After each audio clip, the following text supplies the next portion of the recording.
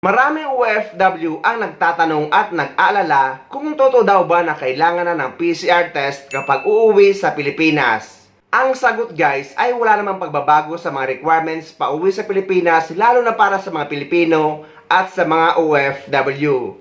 Kahit pa may inilabas na advisory ang Bureau of Quarantine na kailangan na ng arrival screening, pero para yan sa mga dayuhan.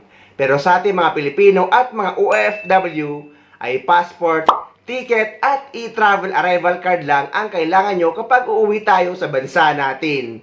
Kailangan nyo lang sagutan ng maayos ang mga tanong sa e-travel kung may nakasalamuha ba kayong may mga sakit or kayo mismo ang nagkasakit sa loob ng 30 days.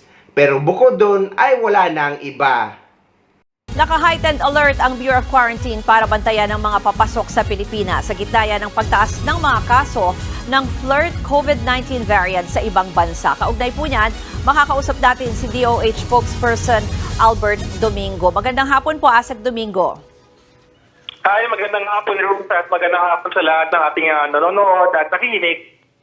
Pakipaliwanag po itong heightened alert ng Bureau of Quarantine. Paano po ang magiging proseso dito?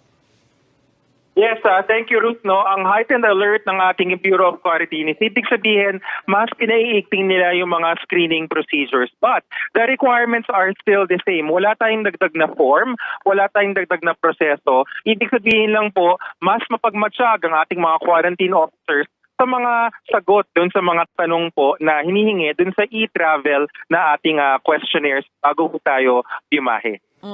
Halimbawa, yung isang pasahero ay papasok ng bansa, may sintomas, ano po ang dapat gawin? Kailangan ba mag-mask? Yeah. Kailangan ba i-report? Yes. Number one, kung talagang may symptoms before departure, wag na po munang lumipad kasi unless we are confident and we have a test na negative COVID yan, then please bring that test result with you. But if you are not sure kung kayo po ay may COVID o wala, at lalo na kung kayo po ay positive, wag na pong bimahe muna. Let's say, defer muna our travel because we're having the virus. Now, iba daw yung process pag dumating sa Pilipinas. Before, nung peak nung pandemic ay syempre naka-PPE yung sasalubong sa inyo, naka-ambulance or baka pupunta kayo sa isang isolation facility. Ngayon po, allowed ang home isolation. You will be allowed to go home. The quarantine officer will probably just check on you, how are you, and also will find out na parang what is the severity of your symptoms. Kasi kung mild po yan, like yung KP2, KP3 natin are mild, then you're perfectly okay to go home. Just stay at home for the next 5 days. Ganun po yung importante sa atin ngayon. Yung binanggit nyo kanina, Asek, sabi nyo wala ng additional forms or additional requirements. So even yung health declaration, wala na pong ganyan, kahit na sinasabing naka-heightened alert. Wala pong additional forms. Kung ano po yung mga tinatanong dun sa e-travel and nakalagay naman po dun yung mga questions ng ating Bureau of Quarantine, important lang po that the answers have to be very honest. Kasi kaya kami maganda rin no, na yung awareness ng ating mga biyahero na we have to be really honest because two things.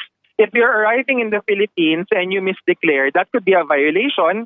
Hindi naman po kayo papagalitan, pero syempre kung meron pong violation yan, mapupunaho kayo, hindi ho maganda. Number one. Number two, kung kayo po ay outbound, pupunta kayo sa ibang bansa, hindi ho mag-guarantee ng Department of Health or ng Bureau of Quarantine kung gaano kahigpit or anong parusa kung meron man dun sa mga pupuntahan na bansa na yan. So please be always honest in your answers to the question. By particular countries po ba na binabantayan ang Bureau of Quarantine? Halimbawa sa Singapore, di ba, mataas po yung increase sa number of cases because of the flirt COVID variant?